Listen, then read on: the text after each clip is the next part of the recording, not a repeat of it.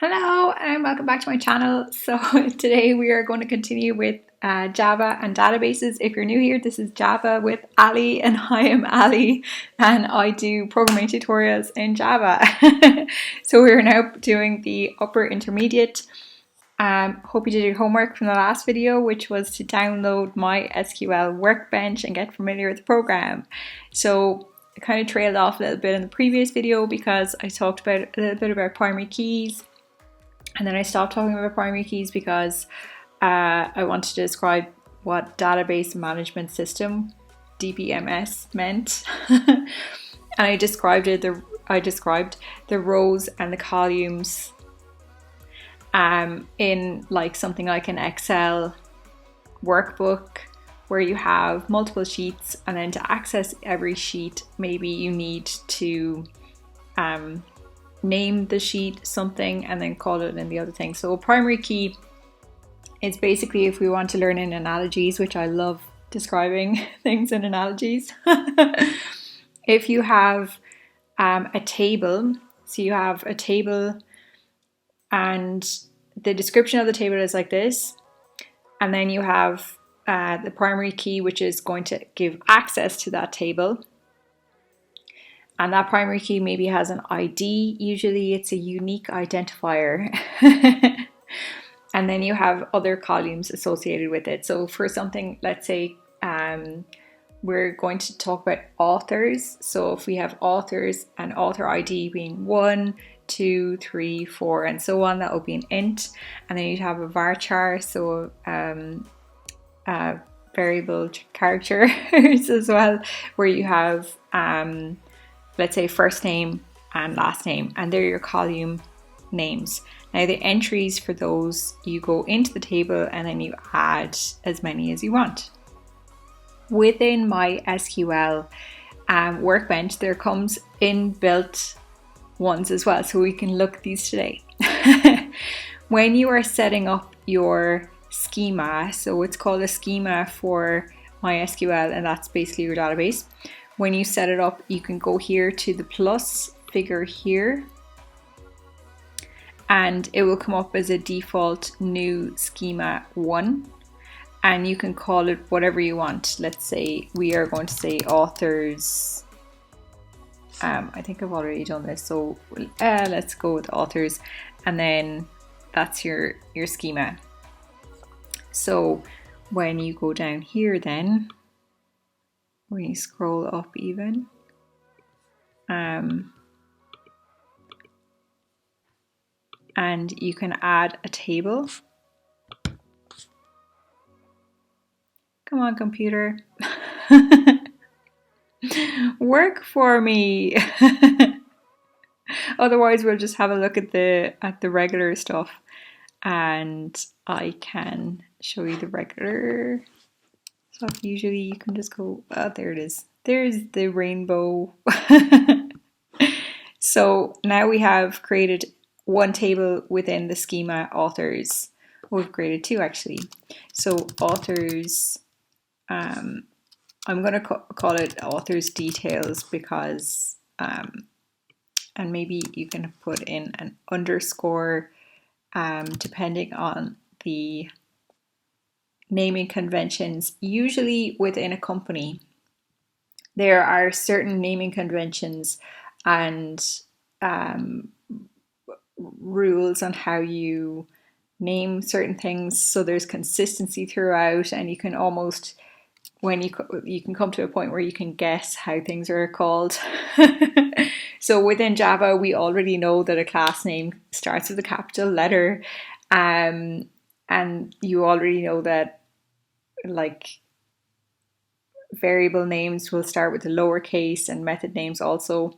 But then when you start in a company, they might have something like don't use underscores, or don't use numbers, or don't use numbers before, like you shouldn't be doing that anyway, but there's certain things. Anyway, that's a side topic. But yes, there are certain naming conventions that you have to take note of, so you can be consistent with the other people.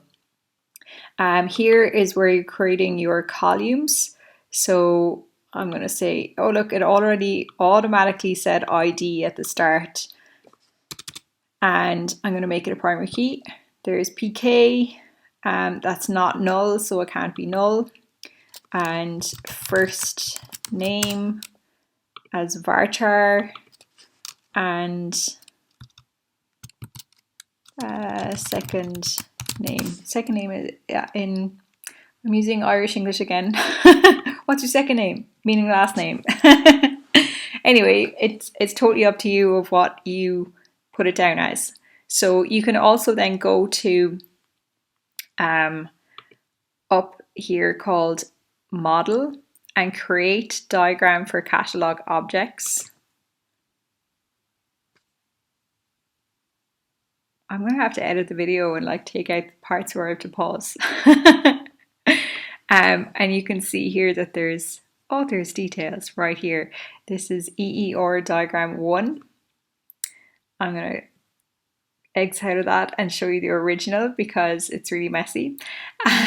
So the original inbuilt will show you the proper EER diagram.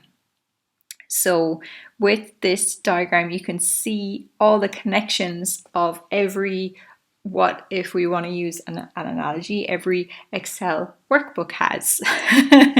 So let's say there's a workbook or a work sheet or Excel or whatever you want to call it, or Google Sheet called City, and then you have a column called City ID, and then you have another column called City Country ID last name. Now, with databases, it's a relational database, so you have a primary key to access everything, and then comes in with relational databases.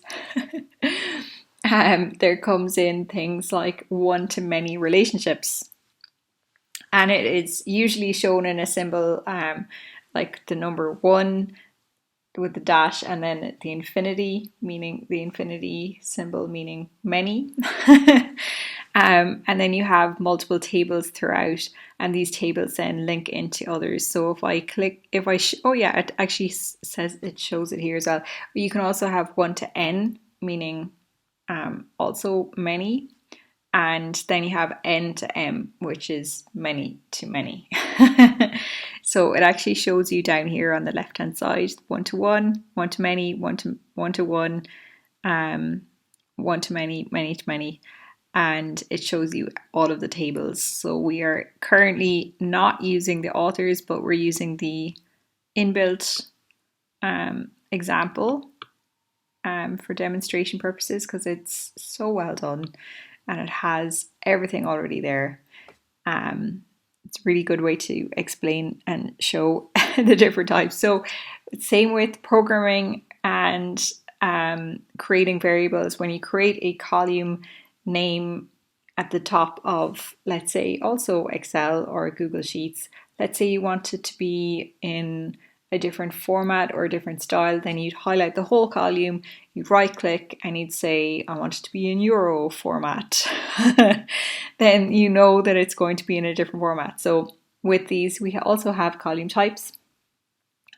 With those, you can have small int, tiny int, you can have char, you can have varchar as well, and you can have time and certain things like that. So this can show you different ones as well. Year, decimal, and if I scroll down here, you can also have a thing called a view. So you don't necessarily have to create full different tables. So you have you can have multiple tables, and then you can have multiple views showing different parts of those tables, but not creating an entire different database as well.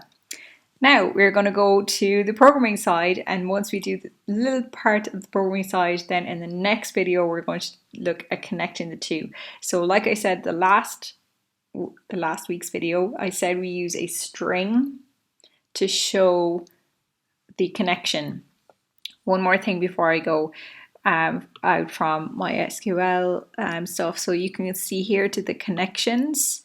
So there's connections, and then there's models. And models is where you've got your inbuilt one, and then you've got your authors one, and my first connection. If you're unsure of the string that you need, you can right click here and you can say copy JDBC connection string to clipboard and it will copy it for you as well. You can also do a really useful thing, especially if you're using other operating systems like Linux or, well, basically not Windows. Then you can have start command line client and it will open up a terminal window, and then you can use sudo and access different things like that as well, which makes it a little bit nicer. So now in our Java part, which we'll only cover a little bit of today, and then we'll continue on next week because I know there's a lot in it. So we are using the java.sql, and these are the things that we're using so far. So where you have to use connection, statement, driver manager, result set, metadata or metadata, and SQL exception, because we're using the try with resources. So we're going to use try and do the connection, and then catch, and we're going to use the SQL exception for it as well. So the main part of this is final string database URL. Because it's a constant, it depends on where you work, but a lot of the times you would use capital letters because it's a final. You'd use capital letters and an underscore to do it, and then you put in your strings. So the exact same string that we had here, when I went right click and copy JDBC, and then you go here to Eclipse or whatever IDE you have, and you paste it in here. Usually it's in the form of JDBC MySQL 127.0.0.1 as your local host, 3306 as your port, and then whatever your database name is, or maybe it's connected to the user, depending. We'll come to next week because I want to go into a detail about that. Then you have your select statement. You can call it select query as well.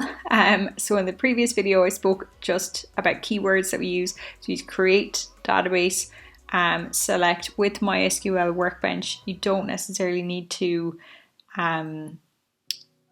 it will actually show you some of the SQL statement that you're using, and we'll come to that next week as well. So select author ID. First name, last name. So I need to change that from authors, and then I will need to change the to the correct column name, because I wrote this before I changed it, before I created it. Then we have connection. I just abbreviated to con, and then we get the connection. Now here's where you can also have 4 strings if you want. You can have your database URL, your statement that you want to use, your username, and your password. In this instance, I just put root and root. We have to come to that next week also. Oh, sorry. Statement, con, create statement, and then execute query. So if you remember when we were looking at the executor service, we always had to execute the query and then close connections and stuff like that as well. So I'll talk a little bit about that next week as well. Result set metadata or metadata, and then metadata, which we're going to use the inbuilt query get metadata. Same with the get column count, print out the statement, and then display while, and then the exception, and that's it. So we'll go into a little bit more detail next week. I hope you enjoyed the video. If you do, please like, share, and subscribe, and I'll make more. And thank you so much for watching. Stay safe out there, and yeah, we'll continue on next week. Okay, thanks, bye.